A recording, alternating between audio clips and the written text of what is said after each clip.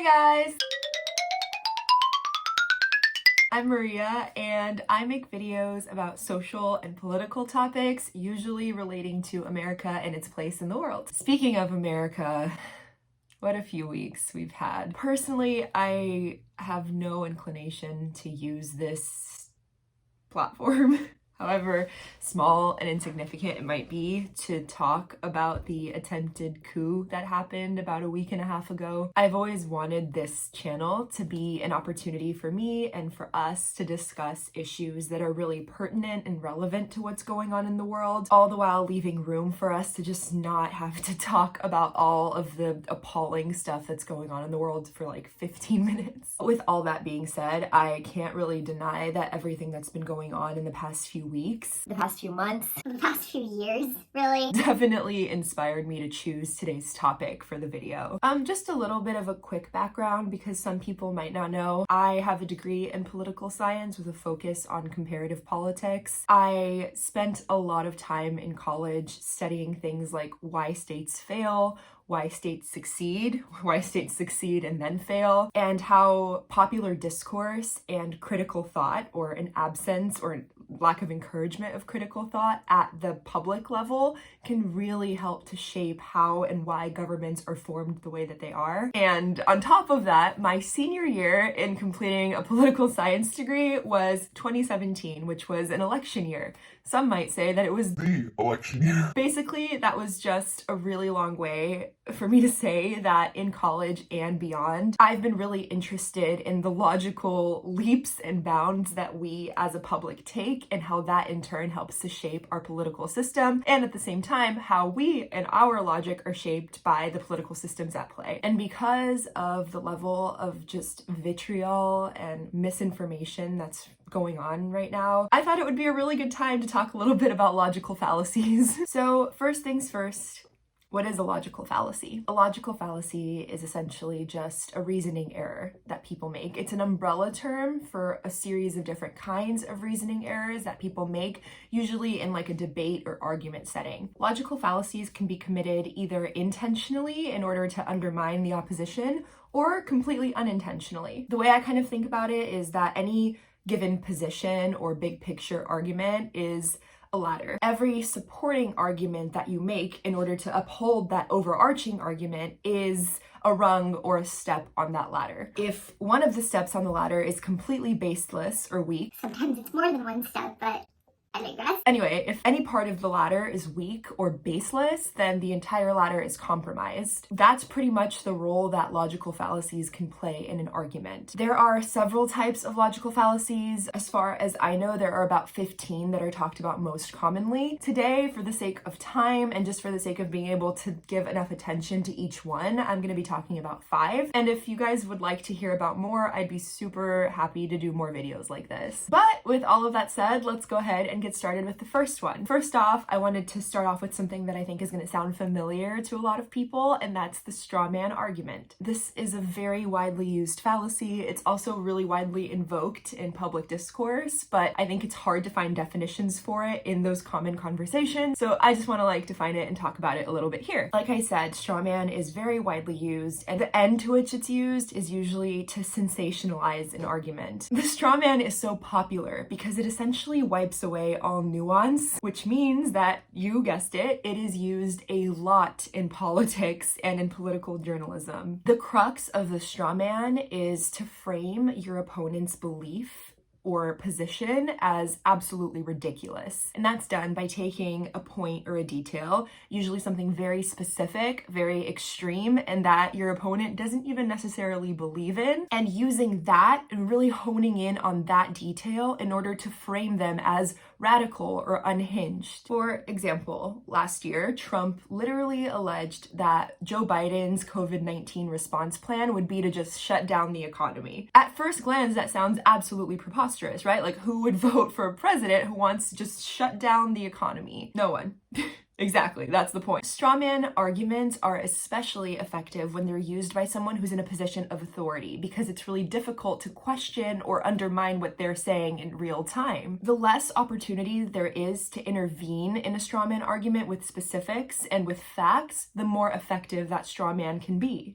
By the way, Biden's COVID-19 relief plan has nothing to do with shutting down the economy. That's completely erroneous. I'm linking a little bit more detail about it in the description, but suffice it to say that making a grandiose statement like that really can be off-putting, and it can cause people to question anything else that Joe Biden might have to say about his COVID-19 plan. But what's effective about Trump's strawman here is that it took something that people are already very concerned about, which is economic success, and used it to completely blow Joe Biden's plan out of proportion. That strawman has a lot more power than it should, frankly. Strawmans are all about misinformation and vilifying the opponent. All right, so the next fallacy I want to talk about is ad hominem, which is Latin for against the man or against the person. As its name might suggest, ad hominem essentially just frames opinion-based insults as factual arguments against an opponent. And ad hominem, unfortunately, can be an extremely effective tool at discrediting a person's position. After all, if your trust in someone's character is undermined, it's unlikely that you'll be willing to listen to their arguments or be swayed to agree with them in a position, right? One, I think, of the most widespread examples of this that just is a textbook illustration of ad hominem is Trump's propensity toward creating really insulting nicknames for his opposition. This was really evident in the way that he referred to Hillary Clinton repeatedly and still does as Crooked Hillary. By repeatedly and almost exclusively referring to his opponent as crooked, untrustworthy, corrupt, The irony is not lost here. Trump managed to undermine Clinton's position. Trump was really effective at undermining Clinton's believability, and as a result of that, in undermining her positions and arguments, especially to people who were already inclined to believe him or who might have been on the fence about her or him in the election. Ad hominem is effective because when used strategically enough, it can undermine someone's position before they even share it. Ad hominem is essentially opinion-based character assassination in a debate setting, and it appeals to strong senses of emotion. It creates an us versus them dichotomy that can be really damaging. If you haven't caught on yet, all of the examples I'm going to be using for these logical fallacies are going to be from Trump, not because I'm trying to prove some kind of point, just because he is comically adept at them. Next up is the red herring fallacy, which can be really tricky, not only because it's subtle, but because whether or not it even is a fallacy can often depend on the context in which the red herring is used. Basically, the red herring fallacy is the use of an unrelated or irrelevant topic in order to sway attention away from the argument at hand. The reason this can be hard to pinpoint is that conversations are hardly ever perfectly linear. Just because there is a change of subject or a pivot doesn't mean that there's any malice or any intentional kind of misdirection. Generally speaking, a red herring occurs in an argument or debate setting as an intentional means by which to shift attention away from the crux of the issue at hand, bringing it instead into something that is easier for the opposition to talk about. Sometimes red herrings can be comically obvious. One example of this that's listed by Fallacy and Logic was Trump's response to being really challenged about the whole grab them by the pussy comment. Can you believe those were simpler times? Anyway, one of his responses to being asked about grab them by the pussy was literally this, and I quote, It's locker room talk, and it's one of those things. I will knock the hell out of ISIS. We're gonna defeat ISIS. I don't think I need to explain why that's a red herring. I think a more subtle kind of example of the use of a red herring has occurred a lot lately in conversations about potentially raising the minimum wage. One of the most common arguments for raising the minimum wage to about $15 an hour is that anyone who works a full-time job has the human right to live above poverty. That argument in and of itself can lead to a lot of discussions that directly debate the issue of human rights and full-time work. However, one of the very common responses to this argument is something something along the lines of the anecdotal, well, I work a job that required me to get training or graduate from college and I make $15 an hour. Why should unskilled workers be paid the same as me when I had to put in a lot of time and labor in order to acquire the skills I needed to be paid this much? This counter argument is a red herring, even though it still discusses the minimum wage, because it completely ignores and diverts the conversation away from the human rights issue introduced in the first argument. The conversation was about full-time work and the human right to live above poverty. The counter argument changes the conversation to a debate about skilled and unskilled labor. That's not to say that the counter argument should never be made or is entirely invalid, just that it's not at all pertinent to the fundamental human rights argument introduced. It fails to address the crux of the issue of the argument that was introduced. By the way, if you're at all bristling at what I just said, good.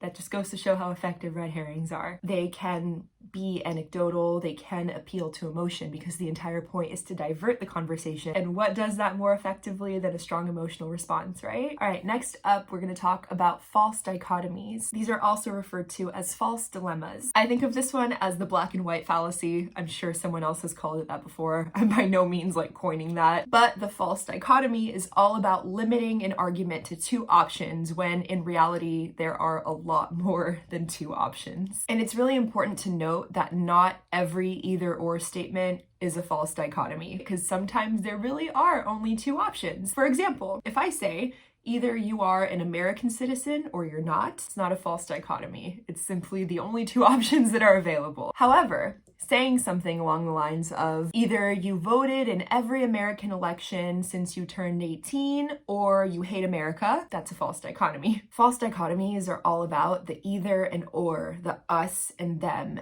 False dichotomies are an appeal to tribalism that can be really effective as a form of social pressure. The last logical fallacy is one that I think most, if not all of us, have seen and maybe even used before, and that is the appeal to ignorance. Appeals to ignorance are basically just using the fact that you don't know something as an argument. For example, saying there's no proof that raising the minimum wage would benefit us as a society, so we shouldn't raise it, is an appeal to ignorance. At the same time, saying there's no proof that raising the minimum wage wouldn't benefit us as a society, so we should raise it, also an appeal to ignorance. You can't use the absence of knowledge as the basis for an affirmative argument. Well, you can, but in doing so, you're committing a logical fallacy that pretty much undermines the rest of your argument, so you shouldn't. I would love to hear from you guys about examples of the fallacies I just talked about that you've heard either firsthand or in some kind of media. I really think that now more than ever, it's so important for us to be really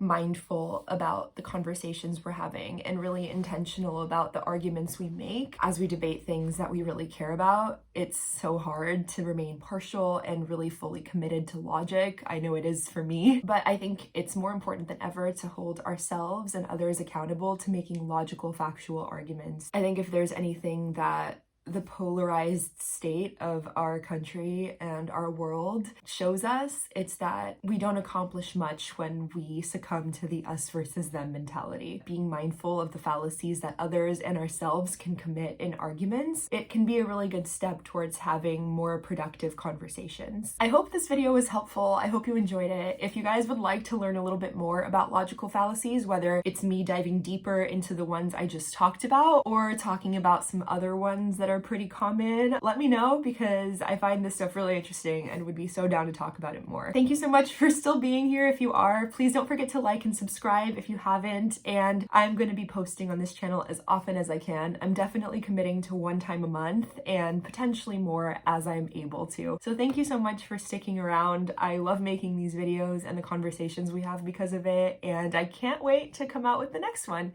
Thank you guys and have a great week. Bye!